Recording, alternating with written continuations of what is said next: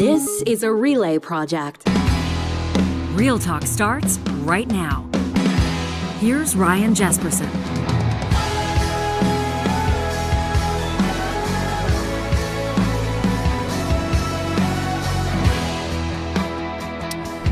All right, we're going to hit two stories head on in this episode of Real Talk. We're grateful to have you here. On one, maybe a difference of opinion among members of our audience. I know that this can be a polarizing subject, but hunting in the province of Alberta, in particular hunting cougars. We're going to go there in just a second. You probably know, if you pay attention to this show, if you pay attention to the news, that our home province has expanded its cougar hunt over the past year or so under the United Conservative government, in particular Minister Todd Loewen, allowing for expanded areas, allowing for more tags. And we're going to check in with a wildlife conservation photographer who takes this personally. You'll hear from John E. Marriott about a cat that he's been tracking for a number of years.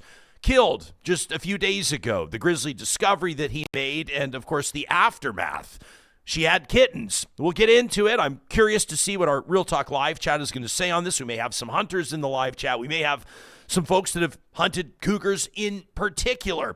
Story number 2 in the episode, on the back half, I think everybody can agree on, is an absolute disaster. A soccer coach allegedly stealing $50,000 or so from his young team. Funds that had been raised over a number of years for them to be able to travel to an international tournament. The parents are doing what they can to keep that dream alive, and boy, has the public stepped up on this one. What's going to happen to the coach? I've got a lot of questions for Adam Scorgie. He's one of the soccer parents. You'll probably remember Adam from his appearance on this show about 6 months ago. The filmmaker joined former NHLer Jordan Tutu in studio to talk about his project. Well, Adam's on a whole new mission now, and that is to save the dream, to preserve the plan for this young soccer team to be able to travel down to the U.S. Both of these stories coming up in depth, but first I want to let you know that this episode is happening with the support of Business Career College, leaders in online financial training since 1997, and they've got a new designation, the CDAA designation for senior financial professionals, financial advisors. It's the Certified Digital Asset Advisor designation. Polling shows that 3/4 of the next generation of investors are curious about decentralized finance. They're curious about crypto assets and NFTs, the blockchain, Bitcoin, and the like. You definitely want to be able to give proper informed advice to your clients, and that's why you're going to want to level up your own knowledge in the crypto space. If you're a practicing professional looking to level up crypto expertise, or maybe leading a team or organization that needs crypto or decentralized finance expertise, they can help. Learn more by checking out businesscareercollege.com. You're looking for the CDAA, that's the Certified Digital Asset Advisor designation. The promo code Ryan20, all one word, Ryan20, will knock 20% off that investment at businesscareercollege.com. When 2024, under the United Conservative government, Forestry and Parks Minister Todd Loewen implemented notable changes to cougar hunting regulations, establishing 6 additional cougar management areas, including regions like Cypress Hills Provincial Park. That's a park that borders Alberta and Saskatchewan. It also accompanies a substantial increase in hunting quotas, in particular concerning female cougars. John E. Marriott has been keeping an eye on this closely. He is an internationally known wildlife conservation photographer, a Canon ambassador, and co-founder of Exposed Wildlife Conservancy. John joining us live on the show this morning. Thanks for making time for us. I know that this has been, and you've been sharing this on your Instagram, an exhausting and an exasperating final or past few days for you, John. Take us into it. Yeah, it's been a pretty demoralizing, discouraging couple of days. So on Monday, I went out to go check a couple of my trail cams that are quite close to my house in Canmore, on the bench just to the east of town. So basically between town and Gap Lake, which is 7 kilometers from my house. As I was, Everybody's excited to see you on Real Talk, John. Your phone's going to start lighting up here. Mute my phone there. Sorry, I just was beeping away. That's one thing that's been happening is I've been getting just hundreds and hundreds of messages since this all went down. So Monday afternoon, I went out to go check trail cams, drove out towards Gap Lake, which is on Highway 1A just outside of Canmore. As I went along there, I discovered, sorry, this keeps beeping. Sorry about that. This is part of what comes with appearing on Real Talk, John. Yeah, I guess. Yeah. So I discovered a bighorn sheep dead about 25 meters off the road, and went in and investigated it, and it was a cougar kill. Cougar had jumped over a little private fence and broken its neck. It was quite close to private property. And so I staked it out. I sat back in my car, and as I was waiting, hoping that the cougar would come in, I checked it out, and there was adult female cougar tracks there and kitten tracks there. And I was super excited, thinking, oh, geez, I might have a chance. This carcass is sitting here. It's only just been opened up. There's still lots of meat on it. And then as I was sitting there, I saw these people walking in the background with dogs and pulling something that looked like a toboggan. And I thought, oh, that's weird. Like, I guess somebody's out here tobogganing on these people's property. So I then kind of backed away a bit and decided, trying to think, okay, what am I going to do next? I don't want to walk on the property if there's people on there. I did have permission to be on the property, but I thought I'll back away for a bit, and sat there and I waited for these people to come out, and it took a while, and they finally drove out, and I looked through binoculars and I was shocked to discover that it was a cougar hound truck. It was cougar hunters. And they had 3 big trucks and a big cougar hound box in the back of one. And it just sent me into a state of shock. It was probably, 4 o'clock in the afternoon, 3:30, 4 o'clock. And I just didn't know what to make of it. And I ended up talking to the property owner and asking her, did you give these guys permission? And they said that they had. Not really clear, though, what they had done. And so I had to wait until the next morning, and I walked up and I followed the sled tracks, these toboggan tracks. And right away, there was kitten tracks all over the place. And it looked like they'd treed one of the kittens. And then there were 2 different locations where it looks like they'd treed the adult. By this point, they'd separated the adult and the kittens. And then I saw the place where it looked like they had shot her. So it's a bow hunting zone. It's right on Grotto Mountain, quite close to Bow Valley Wildland Provincial Park. But interestingly, cougar hunters can have off-leash dogs in Bow Valley Wildland Provincial Park and any wildland provincial park now. So nobody else can, but they can.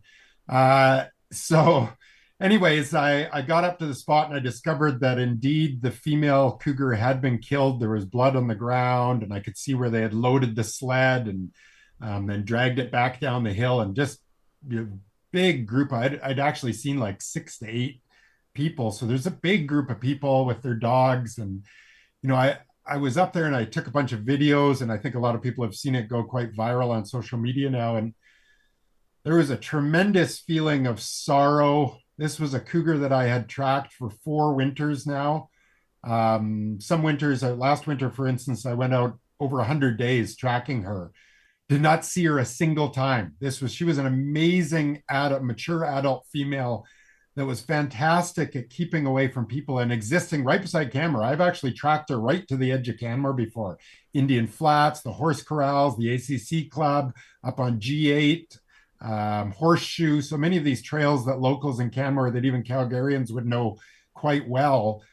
And she was amazing. She would just pass through at night. She would make her kills. She would stay secretive. In this particular case, it was super unfortunate that she made this bighorn sheep kill right by the road. The guide outfitters found out about it, came out, asked permission, chased her, because that's what you do. You have GPS collared hounds, and they bark really deep, loud bark, and they chase the cat, get it into a tree. Because it's a bow hunting zone, they got to be careful to make sure there's a nice clean shot so they can try and get a lung shot.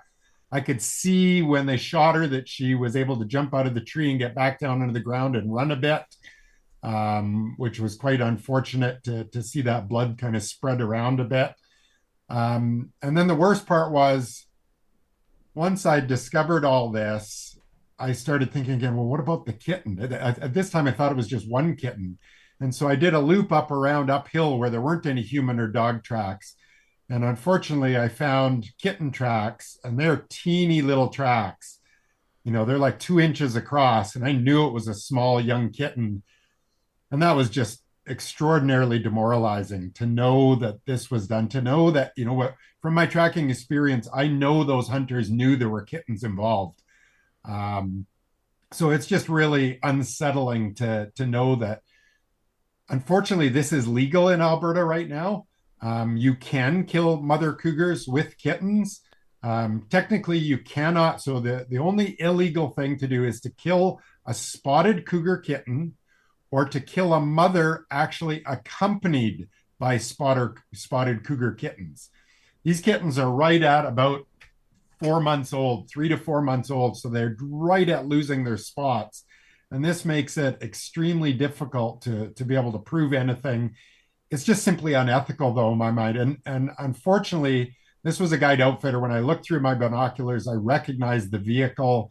I've seen them around before.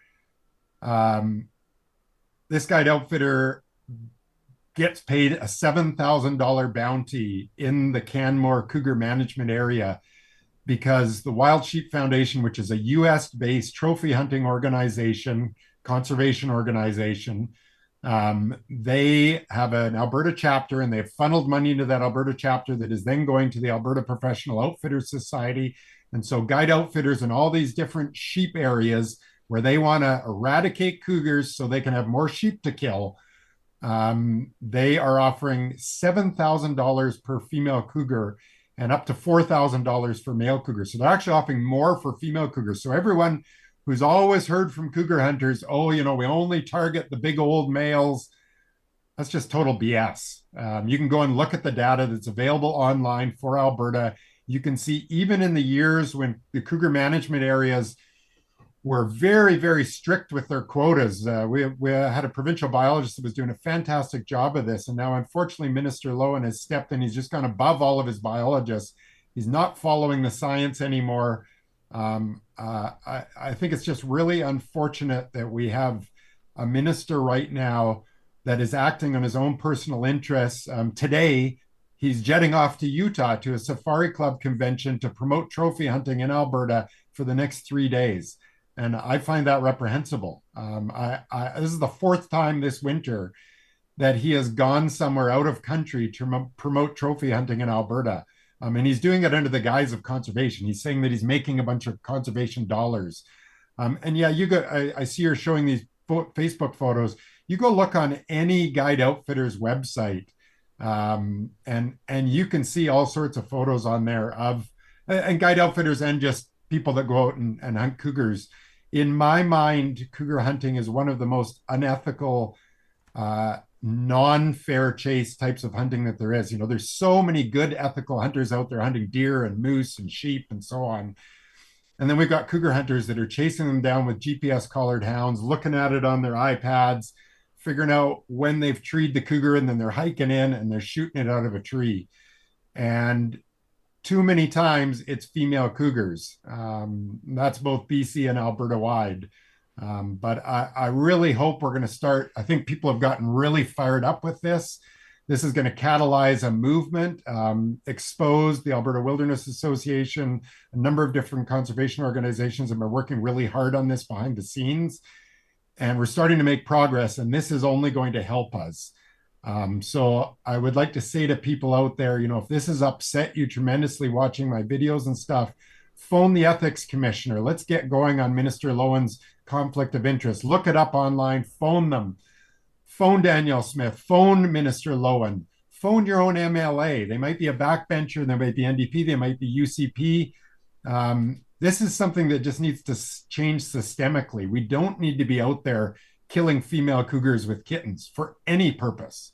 John, we've got Way North Duke is watching us live on YouTube in our live chat powered by Park Power. He says if those cougars are within 5 kilometers of even a small city center, that's awfully close. What would you say to people that are going, I'm not sure I want a 200, 300-pound cat prowling around where our kids are playing and our dogs and cats are running around? What would you say to them? Yeah, so I'd say first of all, whether you want it or not, it's happening all over Alberta, British Columbia, Saskatchewan, Wyoming, Washington State, whatever. Cougars are ghost neighbors. They live right beside all of our communities. So throughout Alberta, whether it's Sundre, Hinton, Cadomin, Canmore, Banff, wherever it might be, there are cougars living right on the edge of town. We just don't know it for the most part. They're extraordinarily good at coexisting with us and respecting us. And there's only been one person ever killed in Alberta by a cougar. You're actually more likely to have a vending machine tip over you than to have a cougar attack and kill you. So cougars have this remarkable ability to coexist with us right in our backyards without us really knowing that they're there. And that's what I wanted to point about with this adult female cougar is she had been right there on town. There's going to always be a cougar right on the edge of Canmore, right on the edges of Hinton, right on the edges of Grand Cache, because these are areas full of deer, bighorn sheep, all of the prey.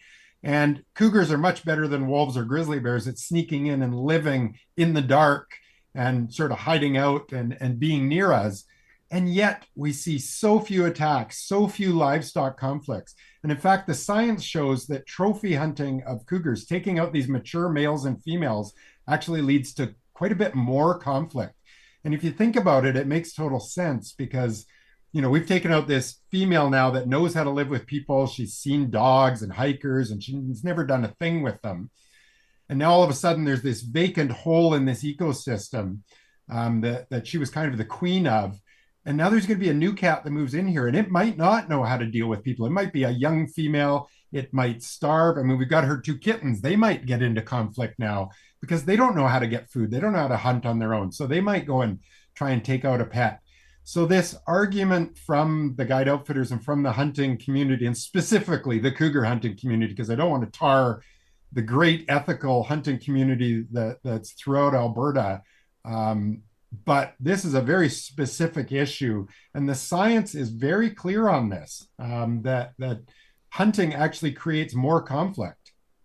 Well, I've not only do I have no problem with hunting, I have a huge amount of respect for hunting, and the hunters that I know personally, including family members, are very ethical in their practices. They take conservation very seriously. I know that, John, even folks that are out there and that are able to harvest a deer or a moose or an elk, whatever it is. I mean, even in that moment when they take that life, for a lot of hunters, they'll tell you it's almost like a sacred time. There's a huge amount of respect. But I was always under the impression, and full disclosure, I'm not a hunter. I've never hunted, but I was always under the impression that you didn't kill like the mom. You didn't kill the mom with cubs or with fawns or you get the idea. The mama bear with cubs, like that's the one you didn't kill. I didn't think any hunters killed those. Smurfy999 in our chat says this is unfortunately unethical, but not illegal. And Smurfy's not wrong. What's going on with hunting females? Yeah, so the female quota got raised for the first time last March, so 2024. Right at the end of hunting season, Minister Lowen just snuck it in. It was a ministerial decision, a ministerial order. So that generally, not always, but generally indicates they're going above and beyond their biologists when they make ministerial orders like this. So that's how he brought in the problem grizzly bear hunt, a variety of things. And then this fall, they increased the quota further. And then coupled with this bounty that's being offered by the Wild Sheep Foundation, this has resulted in a tremendous uptick. I'm hearing from people all over the place, Grand Cache, Hinton, Pincher Creek, that have been messaging me with saying, we had cougar hunters invade our private property this week. They came up our road. They jumped our fence. This is going on all over the place right now. And it's because these hunters have this huge financial incentive in front of them. And that's one of the things I really want to get rid of. There's kind of a dirty dozen of hunting of things that are really unethical that would be really nice to get removed and to get regulations around. And one of them would be this hound hunting, and another would be hunting females with young of any type, whether bear, cougar, etc. And then the other thing would be getting rid of bounties. This is not 1857 anymore. We're 2025. What on earth are we doing offering bounties for our wildlife? Why are we letting a tiny, tiny percentage of Albertans decide what happens with our wildlife for all the rest of us, particularly those of us that don't agree with cougar hunting, which I think is probably 99.9% of Alberta's population. John, I want to remind people we're talking to John E. Marriott. If you're just joining us, he's one of the co-founders of Exposed Wildlife Conservancy. You can check him out at exposedwildlifeconservancy.org. The Alberta government estimates the cougar population to be approximately 2,000 province-wide, and they've noted that the ideal population is around 1,500. What population estimates does your group have, and do you have a comment on what an ideal cougar population might look like? Yeah, I certainly do. So Alberta's got some pretty clear cougar management plans. The last one was done in 2019. That was updated in 2022. The 2,000 population figure comes from Minister Lowen. You can't find it anywhere online in any of the cougar management documents. The largest number you will find in those is 1,559, almost exactly on our target population. And if anything, if 1,500 is our target population and 1,559 is their guesstimate from the provincial biologists, then that doesn't leave a lot of leeway if we happen to overkill cougars like we are doing this winter, where we have dramatically increased the quotas. And we're going to see a huge uptick when they release the cougar mortality data this year. So instead of having approximately 100 cougars or 125 to 130 cougars killed every winter, this year we're going to be probably up over 200. And that has a real serious impact on the population. So I spent last night about 3 hours speaking to a number of cougar biologists across Alberta, British Columbia, Washington State. I spoke with the godfather of cougar biology, Dr. Mark Elbrock out of Washington State. And they're all very clear that this is not a sustainable hunting rate. They know that the provincial biologists would not have approved this. They're not allowed to speak. I haven't been able to talk to any of them. Ever since basically the problem grizzly thing went down in July, they've all been muted. But you can go online, you can look up this cougar management plan and see the numbers for yourself. You can go and see what the cougar harvests were 2019, 2020, 2021, 2022, and see that it was actually going down in the province because they're actually worried that they were over harvesting and they wanted to keep populations stable. And now all of a sudden we've got Minister Lowen just stepping above that and making his ministerial orders and going away from the science and making excuses that, they're harming our bighorn sheep populations. Well, show us the proof of that then. We've got no science indicating that whatsoever. Show us that they're impacting mule deer populations. Show us the science.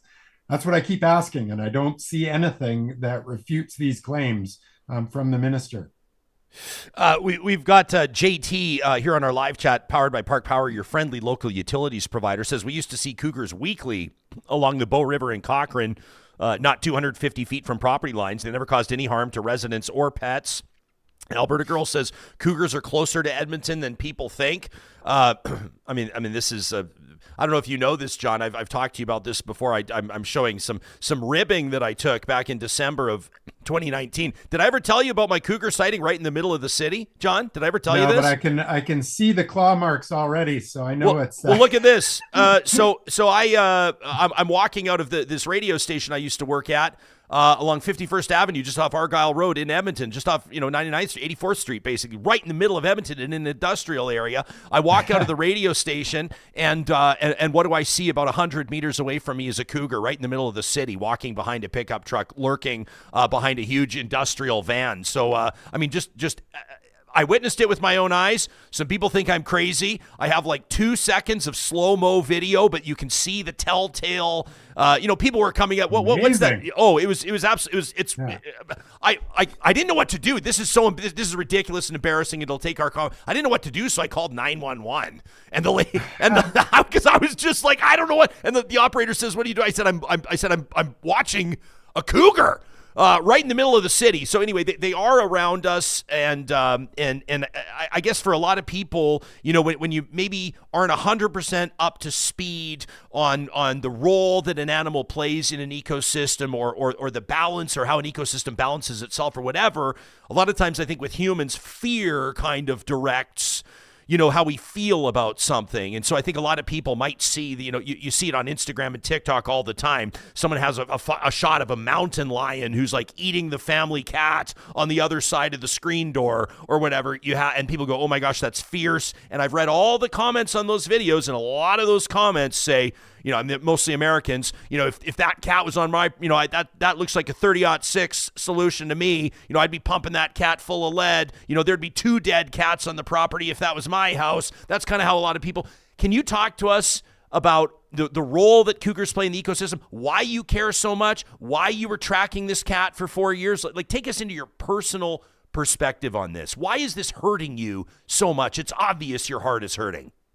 Yeah, so I have always kind of specialized in predators from a wildlife photography perspective. And as I got more and more involved in conservation, when I finished, I had a 10 years where I worked with wolves from 2008 to 2017. And when I finished that, I was thinking, what's my next project? And that's when I started thinking about, like, is it possible to actually track down cougars and to get a feel for, what they're actually like in person, on foot, without using hounds, without using bait, without doing anything sort of unethical. And so I've discovered since that it is possible. I've had 7 on-foot encounters since 2018, including just a magical encounter in Banff National Park a couple of winters ago, where I had 2 full days watching a mother cougar and her kitten eat a mule deer. And just was so wonderful to get accepted into her sort of her little bubble. I mean, I didn't walk right in beside her and the thing, stayed back at a distance and used a big lens, but still to just get to be there and observe her behavior, and her cleaning her kitten, and then walking around and then playing. And I mean, it was just, it's almost beyond words to describe. And it's made me really investigate cougars. I have a Bachelor of Science in Wildlife Management. I've always been interested in wildlife, and cougars are a species that are extremely critical to our ecosystems. They're what's known as ecosystem engineers. So they're apex predators. They're keystone species, which means that they're top of the food chain. They have a disproportionate effect on all the other animals below them, despite there not being that many cougars on the landscape. And then they're ecosystem engineers, and they actually can change soil types. There have been studies that have been shown that there are up to 200 different species that will feed on a cougar carcass afterwards, including everything ranging from beetles up to red foxes and coyotes and so on. So they're extraordinarily important to ecosystems, helping control populations of ungulates. I mean, we see out east in Canada and the US where cougars have been eradicated. So cougars used to be throughout most of North America, but now they're pretty much in the western portions of North America. And so I lost my train of thought there for a second. Well, you're just, about, just Arizona cougars and things like that. Where does this go from here? Like, I know you're talking about the, putting pressure on the government, and I know that this is the type of story that can certainly get people whipped up. And I'm not saying that as a pejorative. I'm saying, like, it gets people fired up. It gets people politically engaged. But you've also got a government that is pointing to its own wildlife conservation plan. I do think it's worth noting that the minister himself does own an outfitting company, a hunting guide company. He's disclosed income from that before. His family's running it, obviously, I guess, while he's accepted this role as Alberta's parks minister. But like we said, you're posting photos of the truck and you're following the sled in and stuff, but there's actually nothing illegal that's happening here. So is this just basically over to the public?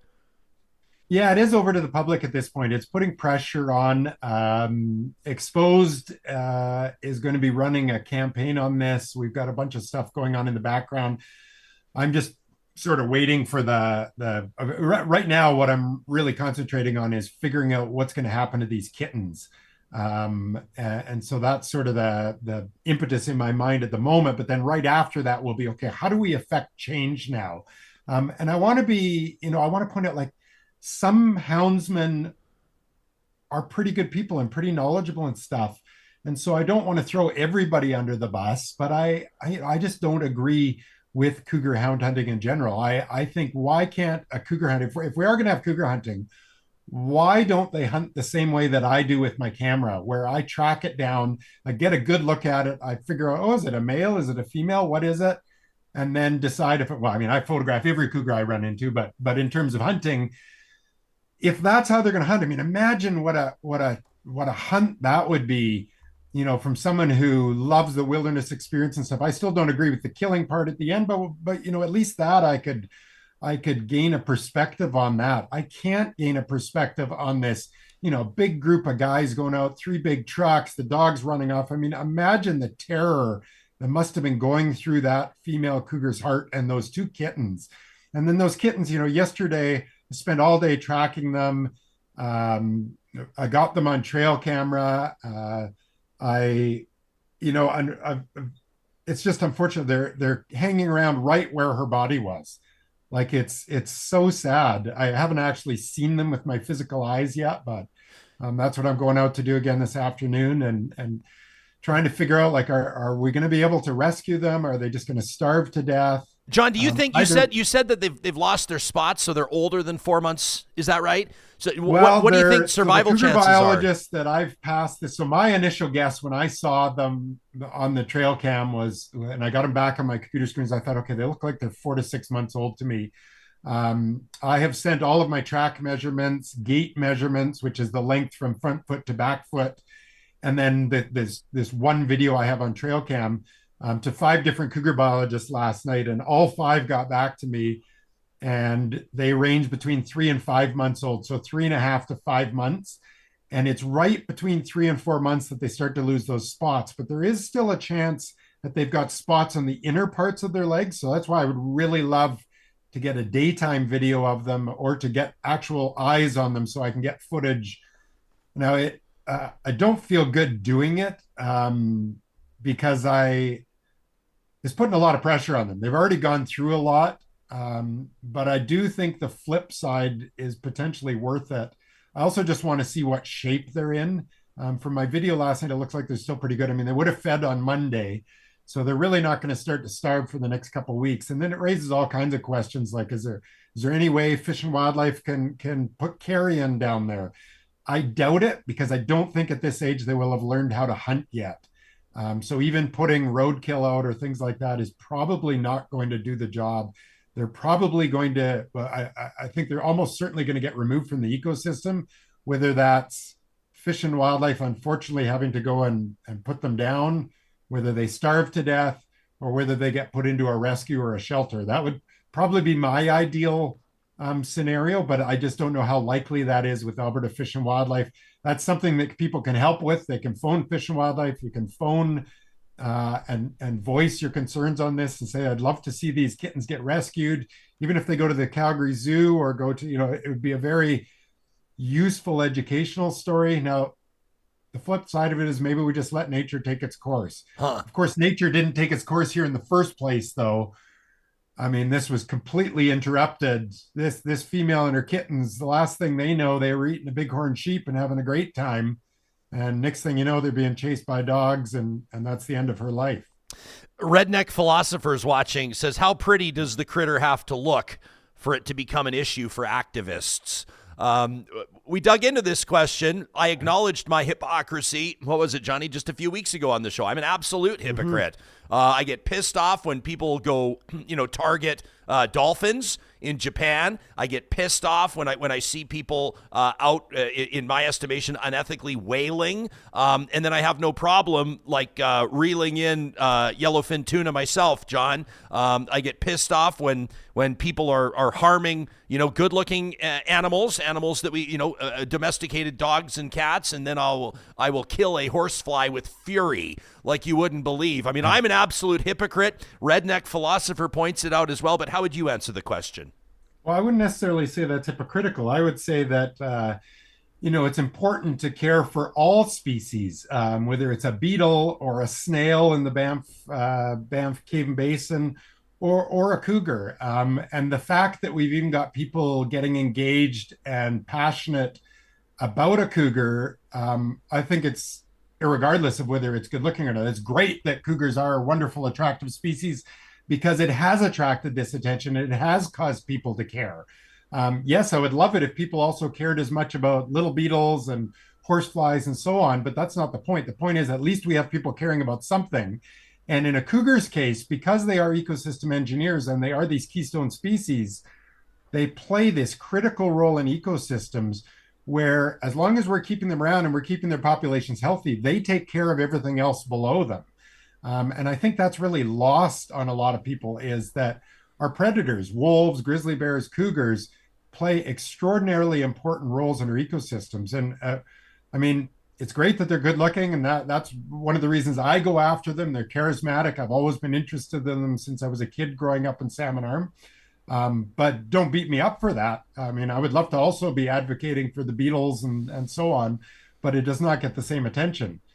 So instead, I'll go for the cougars, and that way, in a very indirect way, we'll protect the beetles and so on way down the food chain. John, we've got Utah Mountain Lion Conservation tuning in today. I appreciate them joining us on YouTube. They say because of the language that was added to, looks like local legislation, HB 469 at the last minute, they say we now have unlimited year-round hunting and trapping, including snaring. In Utah, they say this is not sound wildlife management. Wade Graham is a counselor in the town of Canmore, says, keep up the great work, John. Watching us on Facebook right now, says we've done an amazing job coexisting with wildlife in the Bow Valley. Wade says, people know I'm a proud bow hunter. I've never understood why anybody would want to hunt with dogs just so they can have a rug on the wall. He says, this saddens me deeply. We've got to do better. And while we ask everybody here to have their dogs on leash, somebody can unleash their GPS tracked hounds for this sort of thing. It's absolutely baffling to me. Thank you for speaking up. I know you addressed that earlier, but that's an elected official chiming in. Yeah. It's, it's interesting. Yesterday and the day before, just on social media, I've got a tremendous amount of feedback from hunters that are really upset about this. And I don't mean they're upset at me. I mean, they're upset that this cougar died and that it's, painting kind of the hunting community as a whole, which I really hope it doesn't. This is a very specific type of hunting. It's sort of like, baiting bears over a barrel, which, by the way, is also legal in Alberta. So I just think that really what we should be targeting is not necessarily even the cougar hunters themselves or the guide outfitters or anything. We should be targeting these bounty, Minister Lowen, and the Fish and Wildlife Department. Phone in and ask to talk to a provincial carnivore biologist and say, what's going on here? And if you can't get through, talk to your MLA and say, why won't they talk to me? This is time to get mad, and it's time to start getting some answers from these people. I want to let people know that they can follow you on Instagram at John E. Marriott, and they can check out. I mean, you've got hundreds of weeks of track record here of following and photographing these beautiful cats. This one right now, we're showing tracking and photos from you from 208 weeks ago. So it's understandable why this is something that resonates closely with you. Hey, just of interest, while we've been talking, John, I want to show you something else. I did manage to track down the 2 seconds of video that I got. Johnny, let me find it before we show my screen here. But here it is. So this is in Edmonton. I acknowledge that the video is grainy and zoomed in and slow motion and from far away, but can you see it? Can you see that cat there walking behind the Dodge Ram, just as tall as the rear bumper of the truck? Can you see it? I sure can. I'm not crazy, right? I'm not crazy.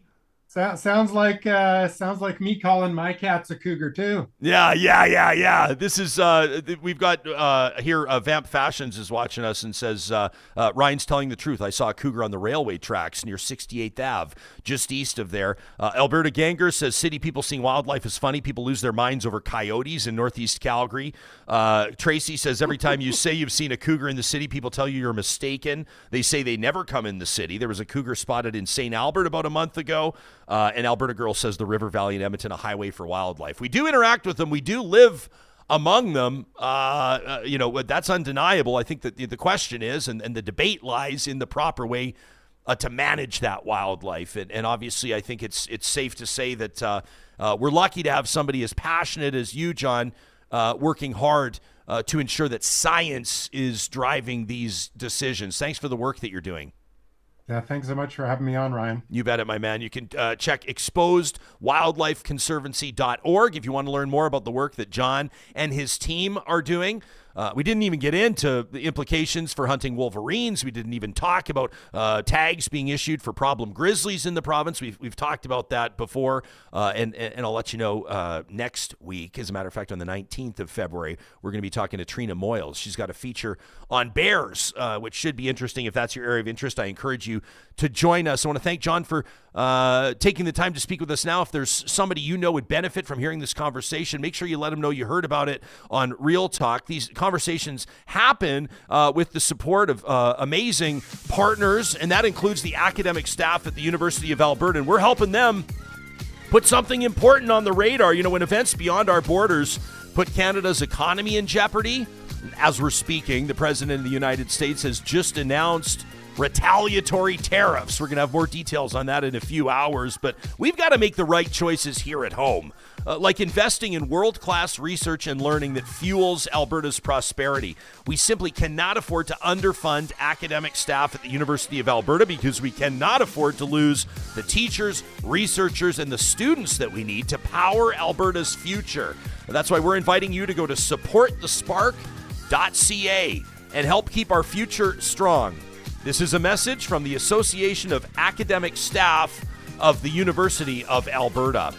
Our friends at North Road Investment Council are wondering how your investments did in 2024. You know, now is the time to be looking at that. The Canadian stock market, as measured by the TSX Composite Index, returned over 21% in 2024. That's a return that all Canadians should be really proud of. If the Canadian equity portion of your portfolio did not perform to that standard, or if you don't even know how it did, then you might be interested in learning about a completely different way to invest. Index investing tools are used by sophisticated investors around the world, including right here in Alberta with North Road Investment Council.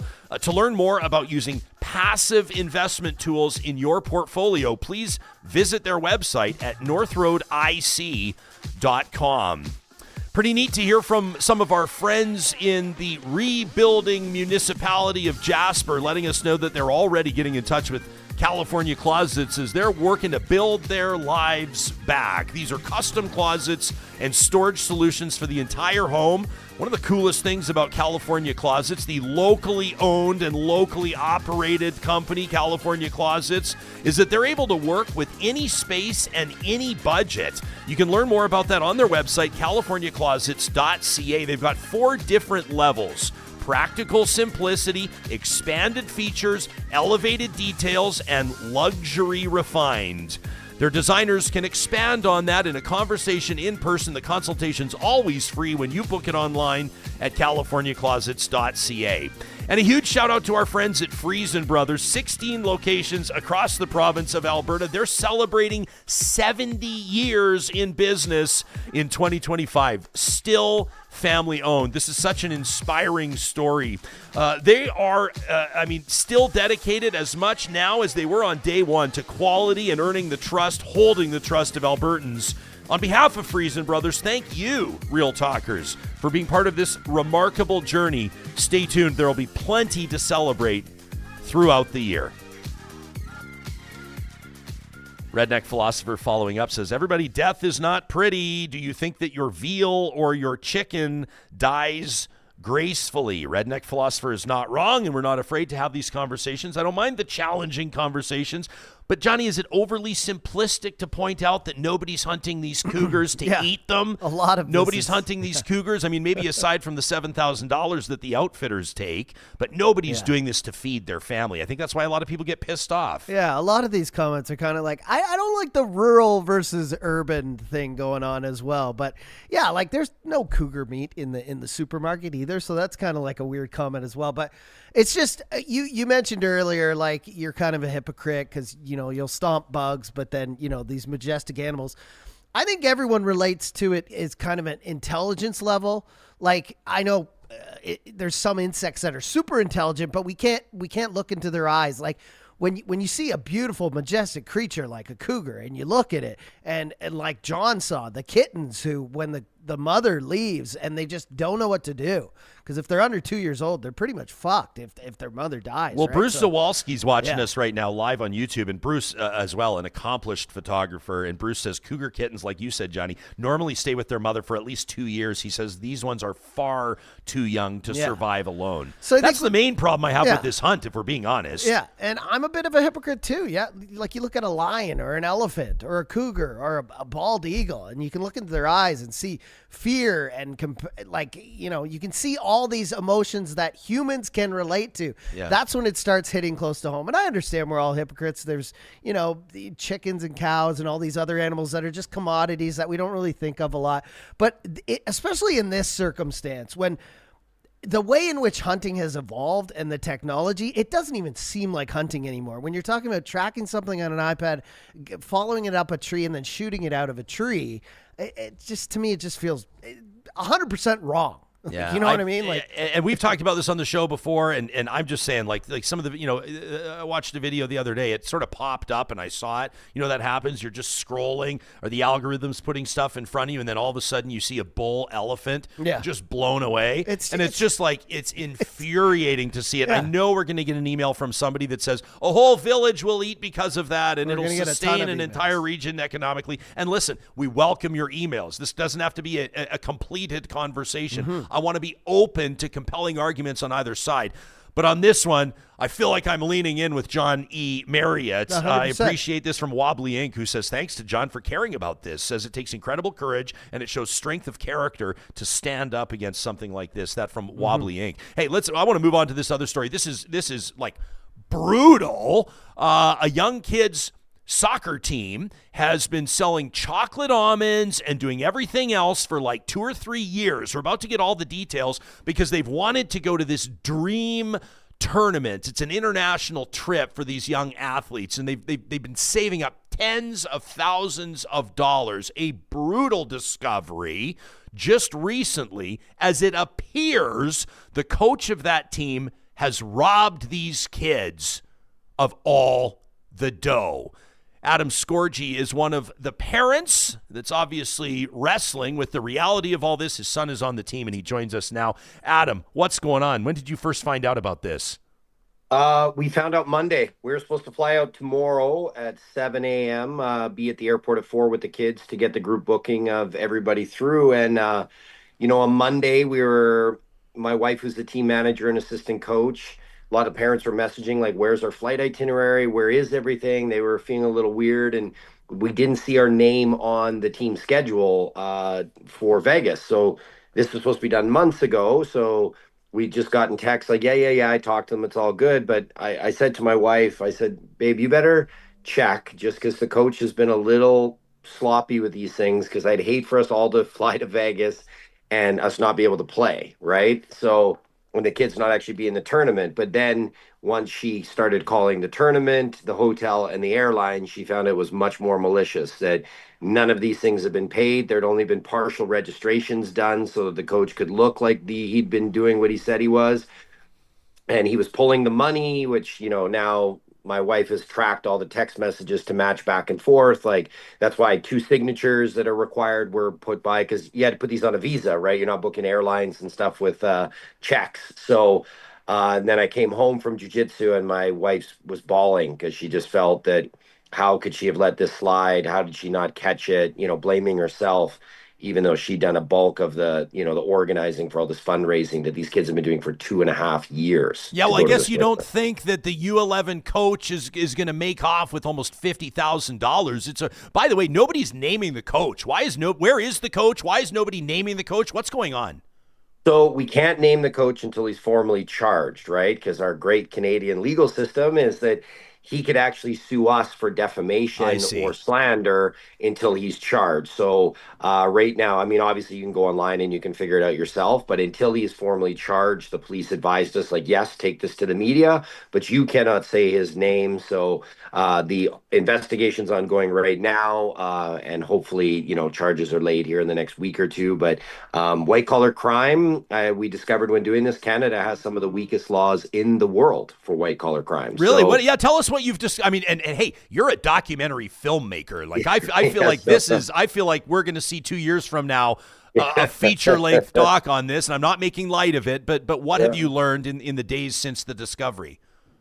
We've learned the frustration with the police. They've been great, right? And came right, so you call the hotline, you don't call the emergency line when it's not a violent crime. And, we're put on the list, then you had to make your way up. And friends of ours in the force were like, hey, you should you should go to the media because it'll bump your case up the priority to get it done. And then even when the cops came to the last practice and they got the witnesses of all the parents and stuff that had put all this time and effort in, they they said go to the media as well. And then we're like, hey, like, how does this work? And you could see their frustration where it's like, man, we catch bad people all the time, and the catch and release in this country is ridiculous. And then if we stop a violent offender, then we're considered using like too bad a force. And so you could see their frustration. They really want to help, and they're as upset as anybody about this, but they're like, it's not a fast process. So like, if we can get all you guys to sign and we have all these witnesses. And my wife she took the whole day off work organizing all the text messages to match bank receipts and to go through all this. So it was really easy for the cops forensic team to be like, yep,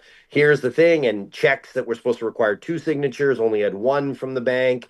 So there's an insurance claim to be made there. But unfortunately, white collar crime is just not fast to go through. It's very slow. So is this coach on the lam right now, or do people know where do people know where the coach is?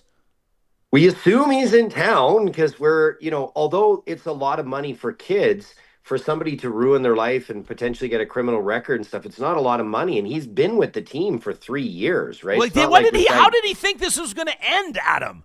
I don't know. That's where I think I think he's just, we all think he either has a gambling problem or a drug problem we didn't know about. Because how do you, that's a lot of blow, dude. Yeah, I know, right? Like, are we, like, it really seemed like we were going to show up tomorrow at 4 a.m. with all of our kids being like, well, where's the coach? Where's our tickets? Where is it?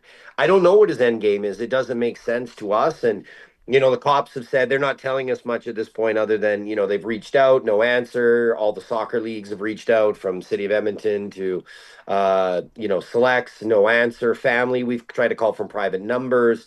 Putting that into a more positive note, I will say how amazing the family of these kids are, is that, he's been their coach for 3 years. And yes, the betrayal is the ultimate thing, but families, a few of them actually said, hey, like, should we be worried that he's going to hurt himself or something? Like, this is, and I was like, and the message we've now been coming on, Jess, was that it's actually a positive story. Like, the Edmonton community has stepped up in just over a day. We've raised over $48,000. We've almost recovered everything that he's taken from these kids. And, a great message to our kids as young athletes that, if you put that energy, instead of dwelling on the negative and the horrific thing that he did to these children and our families, we put that into a positive. I knew right away, I'm in media. So my wife and I told the team, we're like, look, we're going to put out a press release. We're going to turn this into a positive. Several of the kids put their hands up right away, being like, can we do more bottle drives? Can we start this weekend? And we were like, hey, kids, you've done enough. Now it's time for us to step up. Yeah. And I am absolutely blown away by the Edmonton community and the support. Me and my wife have been crying tears of joy. You've seen Evander Kane stepped up and put in $4,000, like every soccer, some of our biggest rivals. And we thought, because animosity on the pitch creates, like, they've stepped up and donated money. Nobody's wanted to see these kids go through this. So yeah, that's really more what I'm coming in today is like, although this is, you don't ever want to see this happen to any team, the way that they have bounced back and the positive story this has turned into is far outshining the negative thing that the coach did to the kids. Yeah, this is amazing. You mentioned Evander Kane's $4,000, but I noticed our pal Harmon Candola in there with a couple hundred. I see Aaron Chalmers, my pal at Global News, throwing in $50. I see other soccer teams, like you said. This is amazing. There's a soccer team I saw here. I'm just scrolling down. They donated $70, probably out of their own fundraising. A U15 team, unrelated to yours, different organization. They just want to make sure that the kids can go. So hang on, is the trip, this is the U11 Tier 1 boys heading down to the Mayor's Cup in Las Vegas. Is the trip now still a go, or is the trip canceled? No, unfortunately, trip's canceled. We talked to the president of the Mayor's Cup, and he's like, look, we have like over 500 teams competing. We have hundreds of games. We can't get you fields. We can't get you the hotel bookings because those were all, supposed to be booked months ago. But what he did say, because he felt horrible for us and said, your coach hasn't been honest with you, he is waiving the registration fee for next year, which is a $1,500 US registration fee. And the plan is now, because the community's been so great, we're hoping to not only take the boys to the tournament next year, but we would take them to Minnesota this summer. So they don't have to wait another. They've all been fundraising for 2.5 years. My son Beckham, who's 9, that's almost 1/3 of his life already. He's been fundraising to go to this thing. So we thought, hey, let's step up. We're already here. Let's try to get overfunded now. Take him to Minnesota, which is an incredible tournament. Scouts, hundreds of teams. My wife played in it in her teens, said it was one of her best memories as an athlete. And then take him back to Vegas too. So we won't be going this weekend. So all of us that had Valentine's Day's plans with our wives in Vegas, we're going to have to settle for Edmonton and -20, not Vegas. Well, you're probably not the only one that's trying to make Valentine's plans with like 2 days to go. I think that some people are going to be hearing this interview and realizing that it's Valentine's Day for the very first time coming up tomorrow. So you won't be alone. But I don't want to make light of it. It's obviously a brutal story. Is there there's going to be a lot of parents, I can see them in the live chat right now, that are volunteering with their own hockey or soccer team or dance team or like whatever it is. What would be kind of your word to them? Obviously, this is the type of thing that's going to get folks paying closer attention. I do think that, coaches should be under scrutiny. And I'm not just talking about financial malfeasance. I'm talking about all kinds of nightmare stories that we hear involving coaches and athletes. But what's maybe a word to the wise from one parent here to the thousands that are going to hear this? Honestly, Jess, I thought a lot about this, and this is a great question, but I think rather than dwelling on the negatives and put more restrictions and make it harder for good coaches and stuff to come in, I really think this is a great message of focus on the cup half full instead of the negative. Like, of course, we all had those emotions at first because we saw our kids crying and they worked so hard and you wanted to where's the coach? We want to take it out on him. But instead, I was like, hey, let's use the abilities my wife and I had. Let's go to the media. Let's put this into a positive. Let's show the kids that we can overcome adversity, because as a young athlete, that's going to come up a million times. Injuries, getting cut from teams, coaches you don't connect with. So this, to me, is now turned into a positive story of look at what you can do when you put that energy towards a positive goal instead of dwelling on the negative. We have now surpassed, we're about to hit our goal within a day. We are now going to take the kids potentially to 2 tournaments instead of 1. We are now showing that bad decisions have consequences. Hopefully the coach things will happen on that end. But rather than focusing on the negative and dwelling on that, we pushed it into a positive, and it couldn't be a better ending. So that's kind of my overall message is we've all been on teams, and we talked about it. There should be all these more restrictions for the money. It'll be almost impossible to pay for anything if you go. This is the coach of 3 years. There's got to be a trust there. And unfortunately, that trust was breached. And it's a life lesson the kids are going to learn. We hoped we didn't have to teach them that there are wolves and bad people out there till they're in their late teens or early 20s. But they got that lesson early but the good part is there's more good people than there is bad. And the way the community stepped up clearly shows that. So I would rather hang this on a positive now, seeing how well it's bounced back, than dwelling on the negative. But yes, certainly we could have a whole conversation about how important coaches are as role models, as mentors, and everything else. And it's a very tough position that I see more people seem to abuse than do right, having gone through hockey and stuff too. And I think the more people can talk about it and try to find those great people, but also make sure that when you have a good coach, we don't put all these restrictions, and it's almost like red tape from the government. You make it so hard to do business, nobody can do business. Good coaches can't operate if you make it impossible for them to navigate. And there are some great ones out there. Unfortunately, our head coach was not, but the 2 assistant coach, my wife and Coach Munya, have been fantastic for these kids. And the way the community and other coaches have stepped up is something to be applauded. I just want to keep reiterating. I'm just looking through these donations, and it's really neat, man. It's like $20 at a time. It's $40, $50, $20, $21, $70. You know what I'm saying? Like these are, and then the odd one. There's a fella, Dustin Anderson, kicked in $500. I mean, there's obviously the big donors. Billy Adamy, $100. That's a lot, but I mean, this is amazing. It's like I bet you you've probably looked through this list, like when you're counting up to 49,000 by $25 at a time, there's going to be, and a lot of them are anonymous, but there's a lot of names I bet you've never seen before. These are complete strangers with whom this is resonating. Exactly. Jesper, it is so awesome to see. Like I said, my wife and I, we couldn't sleep last night. We were up till midnight, then had 6 a.m. calls with the radio and stuff. Like, it's just so exciting to see how a community to come together. And I do think that's something special about Edmonton. I don't know if you'd get this everywhere else. I always say that Edmonton's like the biggest or the largest small town in the world. Like, the community comes together in a way here. And I think that has to do because obviously it's not for the weather. But because we have that 8 months of winter and the hard times, it brings communities together. I experienced this with Jordan Tutu and Rankin Inlet too, is that kind of that hard weather and hard times it brings communities together, I think, in a way that you don't get in tropical climates. That could be a biased opinion, but when my wife and I, when we were talking with the police and we knew the press release was going to go out on Wednesday morning or Tuesday morning, we knew, my wife and I knew, I said, you watch the way Edmonton's going to come in. We're going to turn this into a positive. And, some of the parents are kind of like, man, I don't know. Like, of course they don't know this, but I knew, like, I wasn't expecting the media. Like I sent the press release and normally 2 to 3 days you start locking in your press. And I was not expecting to be like Global's like, we're going to be there in 20 minutes. CTV's like, we're going to be there in an hour. Like, I was like, okay, I have to take the day off work. I have to pull my son out of school and just constantly, we keep getting more, even during this call. It's like, someone's offered us Oilers tickets. Greta offered for Family Day for our team to come in and get all their games for free. And that anybody that comes in, they're going to donate 50% of the revenue to the team.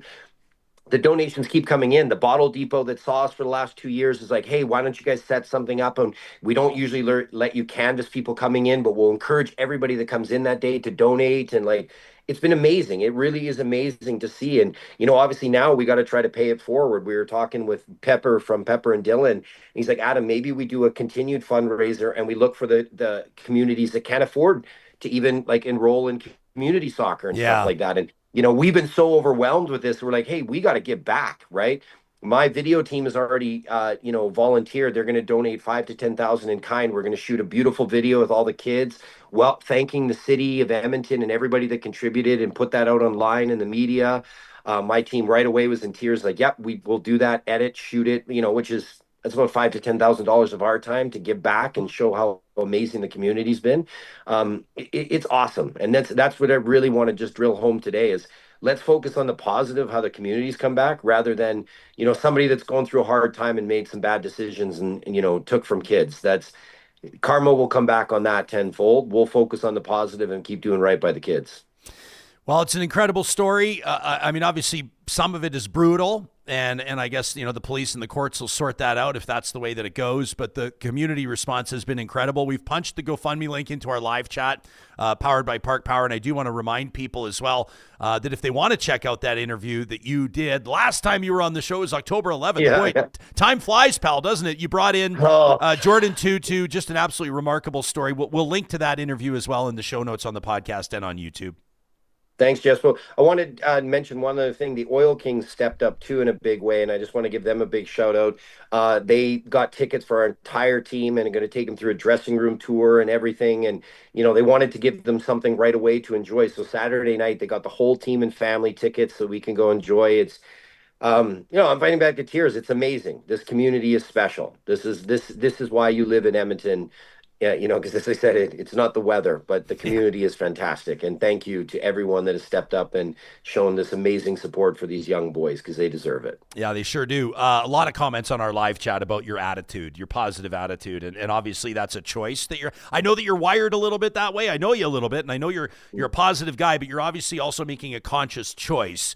Because yes. I bet a lot of people are feeling that rage kind of bubbling in their bellies over this, but to be presenting and projecting positivity and optimism, that your son and all the others, I'm personal friends with Shastina Hayward as well, who's another one of the moms on the team. Oh, nice. Yeah, that's actually how I first heard about this story. I mean, these kids are watching how their parents are reacting to this, and at 9 and 10 years old, they're old enough to remember this for the rest of their lives, Adam. No, just what you nailed it. You get me emotional again. And that's what, of course, I would be lying if I didn't originally have that frustration and anger. I used to box competitively. I was a bit of a scrapper when I was younger. So, of course, my wife and I, we all did. We felt betrayed and hurt and that anger does come up. But we thought about the kids, right? It kept looking at the kids. Like, what does that serve? And then, the coach was there for 3+ years, 4 seasons with these kids. So you're like, what is he going through? There's got to be something.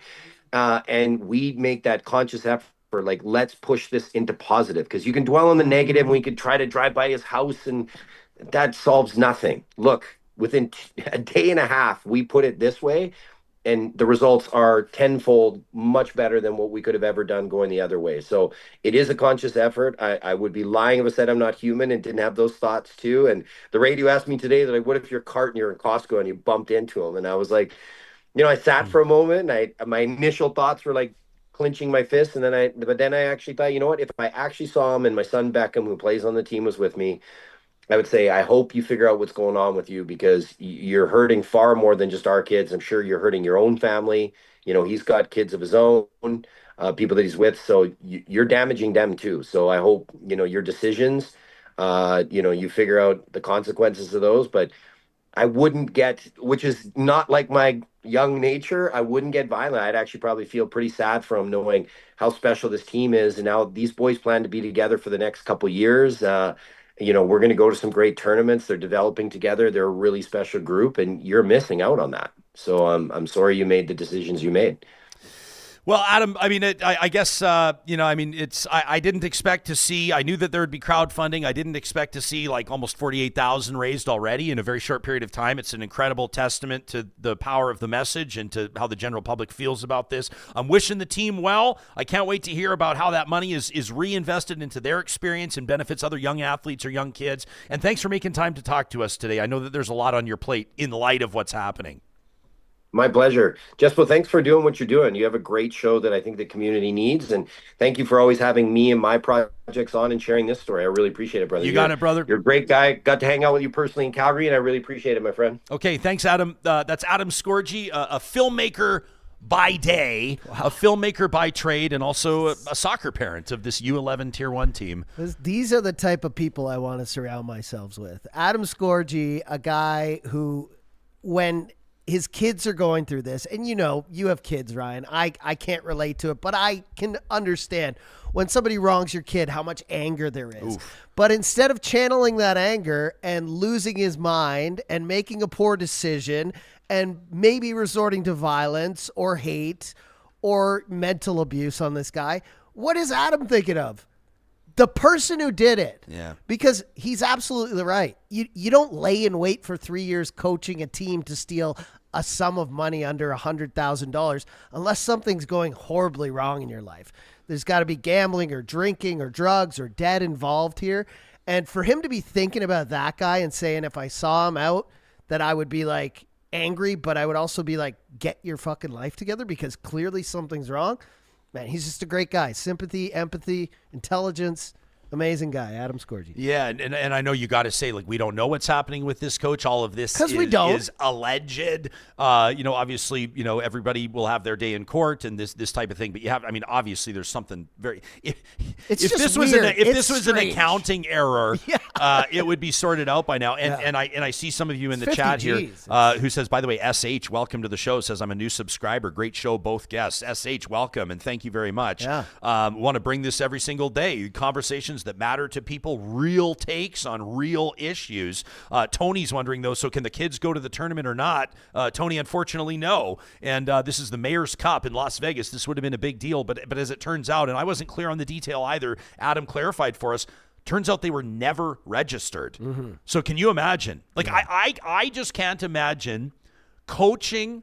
How many kids are on a soccer team? I don't know, 15, 16 kids, something like that, 20 kids, whatever it is. Max, yeah. And like, holding practice. And by the way, this is tier 1. These are high achievers. These like tier 1 athletes, even at 9, 10 years old, these are the best. They're going for it. They're going for it. And they're serious. And they're probably practicing multiple times a week. I guess we could have asked Adam on that. But tier 1, if it's anything like hockey, they're practicing all the time. Mm-hmm. Can you imagine leading practices every single day? Can you imagine coaching games every single day? And everybody's talking about Vegas. The parents are talking about what they're going to do at night. They're making Valentine's Day plans. The kids are it's going to be their first time in Las Vegas. And can you imagine the whole time going like, the money's like, whatever it is. I mean, it's not up to us to sit here and speculate, but sure. it's up your nose. It's at the casino, like whatever the case is. Yeah. My hope is that it's been squirreled away in some Cayman bank account and they can recover it, but I doubt it. Yeah. So anyway, shout out to everybody. If you can afford it, if you feel compelled, obviously, to contribute to that GoFundMe, and I think even just well wishes.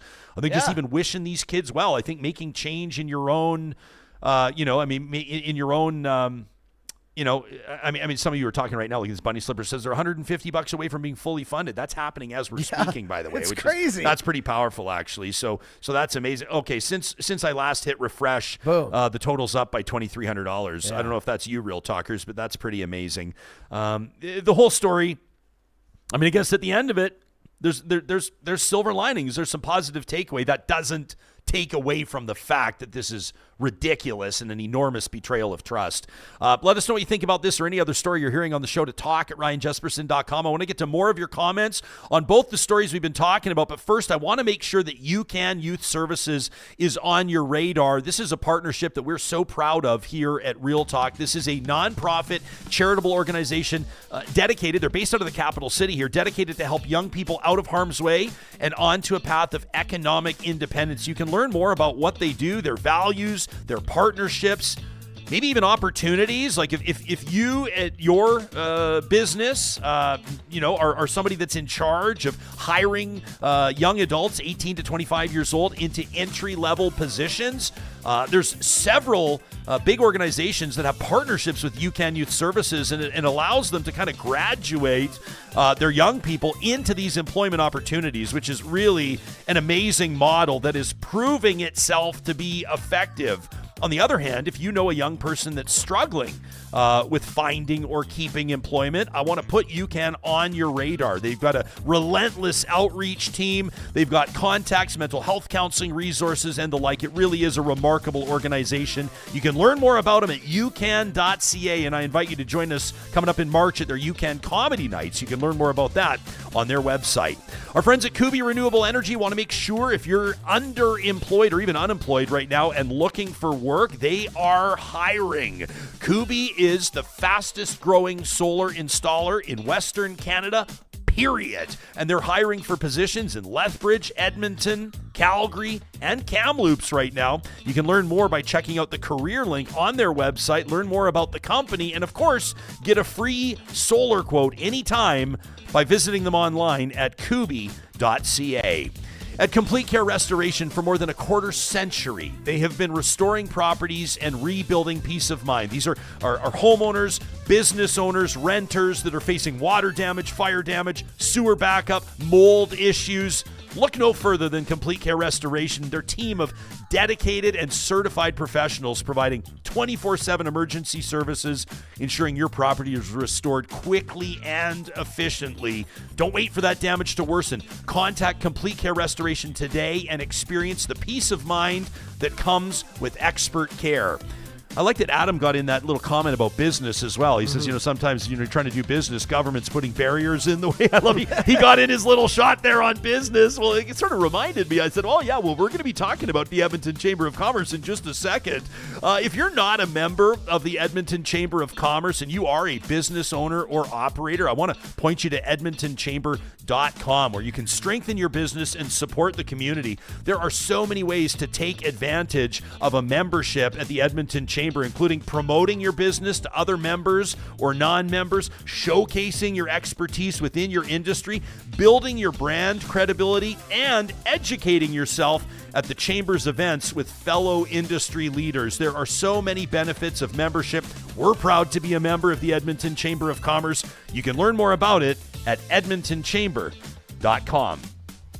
I want to say hi to over 100 new faces in our YouTube stream today. And amazing. Also, shout out to the 1,000 new subscribers we've added in 2025 already. Thank you so much. That's excellent. It means a lot to us, and I think it's just the show is resonating with more people that are finding a home here, that are realizing that we want to talk about issues that matter to you. This is your show, and you can reach out to us anytime to talk at RyanJespersen.com or leave a comment on our YouTube episode. Or Spotify. That's right. Hey, Spotify. We keep talking more and more about Spotify. Yesterday, another edition. Another edition. So if you're one of our podcast subscribers, Spotify's really could be raising good the for game. you. This could be good for you because if you go to our YouTube, Ryan puts a lot of work into timestamping the important moments in our show. Sure. Spotify's doing it now with AI, and it's a little, some of the titles, I'm like, that's not exactly what, but go to Spotify right now. I think it got 95% of them right. So if you want to skip to something you missed in the show, it's now giving you a title like every 5 minutes as the discussion changes in real time. Absolutely amazing. So what you're telling me is that I'm being phased out by AI. No, I'm saying your workday will be a little easier, boss. But also, I just saw a comment they hit over 50K now. Yeah, I'm looking right now, $50,076 raised of their goal of 50,000, which is amazing. So Real Talkers want to give you a huge shout out for that. As you can hear, our live studio audience, big fans of what you're bringing to the table. A lot of people are, Justin, wondering if we can share the GoFundMe link. I'll pop it back into the chat again, and the GoFundMe link will definitely be in the show notes on the podcast and on YouTube, Justin. So thank you in advance for that and for supporting them if you can afford to do so. Tracy says, I've only dealt with cheerleading organizations. She says, but they provide all the details. They charge a lump sum, and then they send the details right up to the competition. So there's full transparency there, which you'd expect. Dawn is watching us live on X right now, formerly known as Twitter. What's up, Dawn? Says all sports teams need to have 2 separate signatures on all accounts. They need to have updated reporting to the collective group of parents to verify deposits. Dawn says if you're in charge of a team anywhere, you need to make sure that you're going to be fixing this now. Listen, I get where Adam's coming from as well, though. You talk to Adam Scorgie. He says you don't want to, obviously you need financial accountability and transparency. Of course. And this is worst case scenario, or this is among the worst case scenarios, $50,000 allegedly stolen. But at the same time, I know how difficult it is. I'm an assistant coach on my son's hockey team. I've been assistant coach on the soccer teams. I can never handle the full responsibility of head coaching. But you're asking parents, you're asking volunteers to step up. Everybody's got busy lives, and you're saying, hey, listen, can you give us your time every week? There's planning that goes in before the practices. There's coordinating that goes into getting them entered in tournaments. You got to plan the team breakfasts and the team outings and the bowling nights and the bottle drives, and it's a lot. They're trusting you to shoulder some of that responsibility, right? Nobody thinks that somebody that's looking you square in the eye every single afternoon for 3 years in a row is going to be pilfering money away from the team's account. Putting in all that time. That's why you said it today. We're going to talk about this on the episode. And I looked at the story. I'm like, something's strange here. And I'm sure we'll eventually figure out what happened. And I'm hoping whoever this person is gets whatever help they need. Maybe they do end up giving back the money, or maybe they have squirreled it away somewhere. I hope they see the show today and they have a change of heart, and they get in touch with Adam and they explain themselves. Yeah. Van Fashion says the fact that they were never registered for the tournament in the first place makes it immediately intentional fraud instead of desperation. And I kind of get the point that Vamp's making there. Yeah, that's true. And we don't know. I actually kind of am hesitant to start talking about drug use, gambling, because we don't know. But let's say in a similar circumstance, a hypothetical circumstance where someone in a position of trust were to steal $50,000, whether that was all at once over a period of time, Vamp does make a good point. If the team was never actually registered, that's in the context of how police refer to it, that's first degree, right? That's methodical planning, conniving. I just can't. And again, I guess the purpose of a talk show sometimes is just to chew on stuff. I can't imagine, my first question, Adam, how did the coach think they were going to get away with this? Maybe they didn't. Yeah. But I get that you think maybe methodical, but still, when the registration and all this thing came up, something must have been going on in their life. Because Ryan, we know $50,000 in this economy. That's not, you're not set up for life. You're not going to an island and stuff. It. So what made this person think, I'm going to ruin all credibility and trust? I'm going to destroy my life. I mean, he's screwed. Whoever this person is, no one's going to trust him again. No one's going to hire him again once his name comes out. No one's going to put him in any type of situation where he has responsibility. For $50,000, it just seems weird. Yeah, it seems weird for sure. We've just got a note from John E. Marriott, who let us off, the wildlife conservation photographer. He just said, thanks so much. He said, I'm getting piles of messages after the interview. We could hear his phone at the beginning. It's just ding, ding, ding. It was awesome. He says, I'm getting piles of messages after the appearance, so there must have been a lot of people tuning in. He says, thanks for giving us the opportunity to talk about this. If there's something happening in your neck of the the woods that you believe that your fellow Canadians, in particular Western Canadians, need to have on their radar. We want to be as easy as possible to find. You can send us a note to talk@ryanjespersen.com. Leave a comment on any of our social media channels. And, of course, check in on our live chat. That's every single weekday morning, live at 8:30 Mountain, 10:30 Eastern on 7 social media platforms, presented by California Closets. See, like, we've got these comments in here where, redneck philosophers saying, Johnny, enough with the, behind bars is enough help. Enough of this poor him BS. But, I mean, the father of one of the kids who was wronged is even worried about this guy.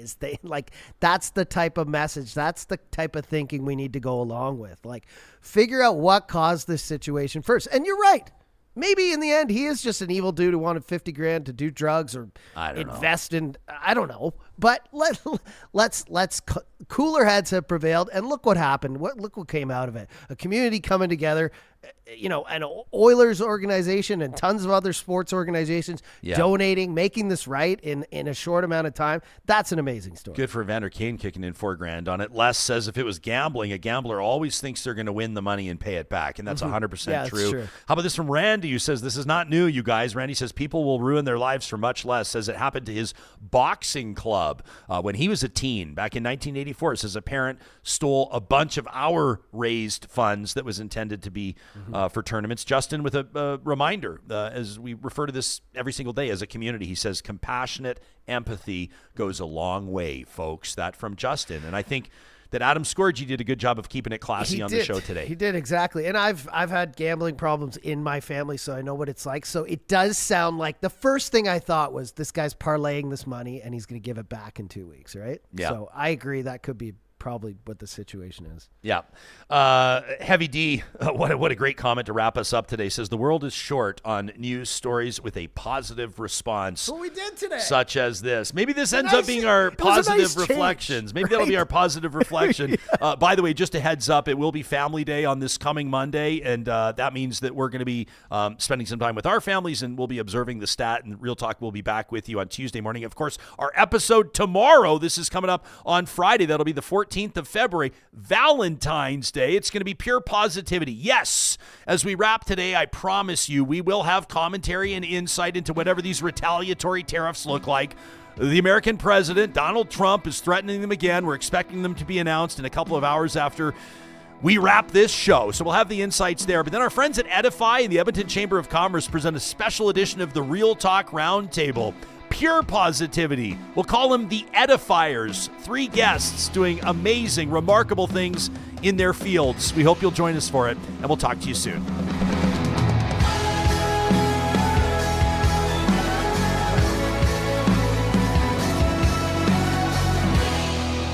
Real Talk is hosted by Ryan Jespersen, executive producer Josh Dunford, technical producer John Hicks, general manager Katie Cook-Chivers, account coordinator Lawrence Derlego, human resources Lena Shepard, website design Mike Johnston, voiceover by me, Carrie Skelton.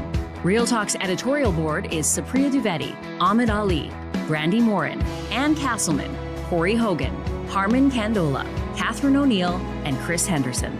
Member Emerita, Julie Rohr.